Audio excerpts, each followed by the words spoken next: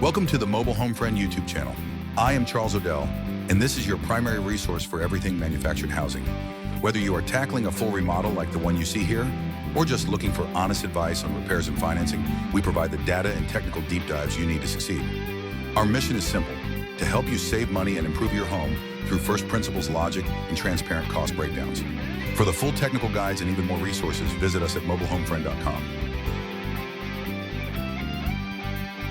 Welcome to another deep dive from Mobile Home Friend. Today, we're looking at a question that's literally at the core of your home: mobile home stud sizes.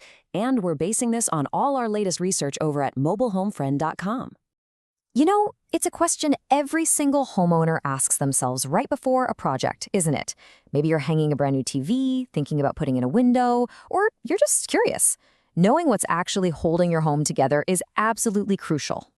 Exactly, because when you understand that framework, the skeleton of your home, you can plan your projects so much smarter. You'll buy the right materials the first time around, and you'll dodge those really expensive, frustrating mistakes. It's all about working with your home, not fighting against it. Okay, let's really get into the nuts and bolts here. To understand what's in your walls, you have to know if your home was built before or after one single pivotal date, June 15th, 1976. That was the day the U.S. Department of Housing and Urban Development, or HUD, put national standards in place for building manufactured homes. And believe me, this date is a total game changer. You can see it right here on the timeline. Before 76, the whole point was to make homes light, easy to move, and affordable. But after 76, the focus took a hard turn towards safety, durability, and energy efficiency. It brought them a whole lot closer to traditional site-built homes. So what does that actually mean for the studs themselves? Well, if your home is from that pre-HUD era, its skeleton is gonna look quite a bit different from a modern one. And wow, the difference is pretty stark when you see the numbers. In these older homes, exterior walls often used smaller 2x3s, sometimes even 2x2s. And for the interior walls, they could be as thin as 1x2s, and they were often spaced further apart, like 24 inches on center.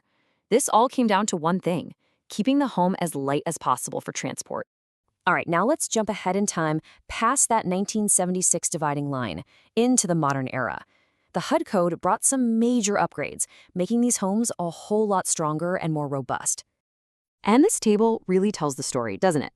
We see a big jump to 2x4s and even 2x6s for exterior walls. That's the same standard you'd find in most site-built houses. Interior walls also got beefier, moving up to 2x3s or 2x4s. And this change wasn't just about raw strength. It had huge ripple effects for the rest of the home.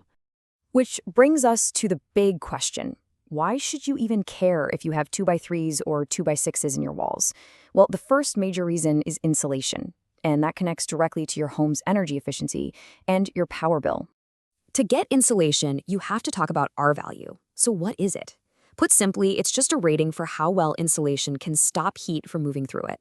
The higher the R value, the better it is at keeping your home cool in the summer and nice and warm in the winter. And it's pretty simple. A deeper wall cavity just lets you pack in more insulation with a higher R value. But here's the thing. It's not just about the empty space between the studs. The studs themselves can actually work against you. It's a concept called thermal bridging.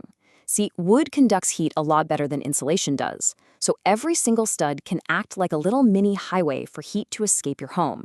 And that brings down your wall's overall effectiveness. This chart really puts it all into perspective. A typical 2x4 wall can hold insulation rated up to about R15. But if you jump to a 2x6 wall, you can get all the way up to R21.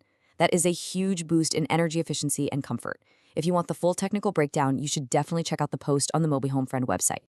Okay, on to the second reason stud size is so important: wall strength. This is all about the structural integrity of your home, the thing that keeps it standing strong for years and years. Your walls are basically in a constant battle with two main forces. First, you've got compression load.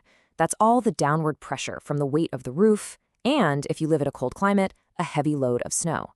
Then there's shear force. That's the sideways pressure, like a powerful gust of wind trying to knock your wall over. So it really just comes down to simple physics, right? A bigger, thicker stud is just fundamentally stronger. It can handle way more compression before it even thinks about buckling, and it can resist those sideways shear forces much more effectively. This is exactly why those post-HUD standards made such a massive difference in how sturdy these homes are. Now, we get this question all the time. Should I be worried about my smaller 2x3 interior studs? And the answer is no. It's so important to remember that most interior walls are just partitions. They aren't holding up the roof. As we noted on the site, they are more than strong enough to support things like heavy kitchen cabinets or bookshelves, because that weight gets transferred straight down the stud to the floor. So, now that you're armed with all this knowledge, let's talk about putting it to work. How does knowing your stud size actually help you with your next big remodeling project?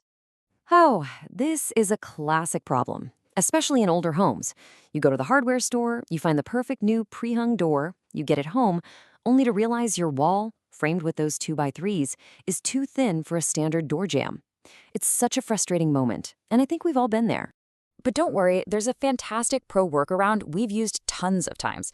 You can actually build up the opening. By adding a 1x6 board to the frame on both sides of the wall, you make the wall just thick enough to fit that standard door. It ends up looking like a nice, custom trim piece, and it solves the problem perfectly. We've actually got detailed project guides on this exact technique over on mobilehomefriend.com. And, that's really the main takeaway here. Knowing the bones of your home, what size studs you have, how far apart they are, it empowers you. It lets you make smart decisions, and it turns what could be a huge problem into a simple, solvable challenge. So, what will you build next? Thanks for watching. For more guides and the full article on this topic, head on over to mobilehomefriend.com. And don't forget to check the links in the description below. Thanks for watching. For more technical guides on this topic, click the link to see the in-depth article over at mobilehomeframe.com.